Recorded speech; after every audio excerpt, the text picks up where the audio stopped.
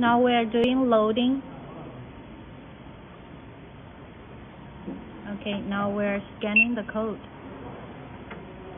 As you can see here, it is presented on the screen like this. And this is the barcode we're using. Now we're going to start testing this machine.